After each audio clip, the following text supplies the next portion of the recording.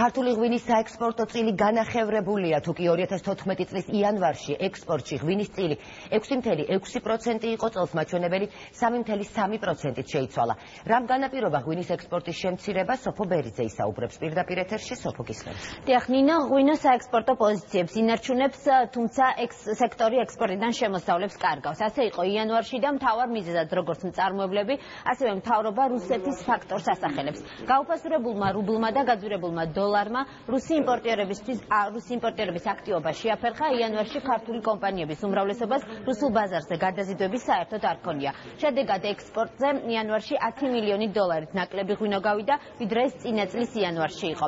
ღვინის ეროვნული სააგენტოს თავმჯდომარე გვიყვება, რომ 2015 წლისთვის უკვე დაგეგმილია მარკეტინგული კამპანია, რომელმაც წესით საექსპორტო მაჩვენებლები მნიშვნელოვნად უნდა გააუმჯობესოს.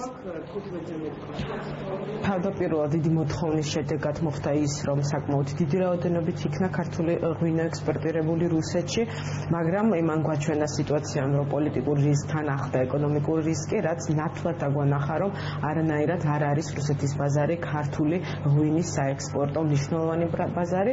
ამისათვის არის დივერსიფიკაციაზე აქტიური საუბარი და სხვა ბაზრებზე მუშაობა. შალშან უკვე ჩვენ შევიმუშავეთ სამოქმედო გეგმა ჩვენი საექსპორტო ბაზრების განვითარების და სტრატეგია ქართული ღვინის პრომოუშენის და გვაქვს არჩევადი ძირითადი მიმართულება. შევარჩიეთ ის ბაზრები, სადაც მეტი პოტენციალი აქვს ქართულ ღვინოს.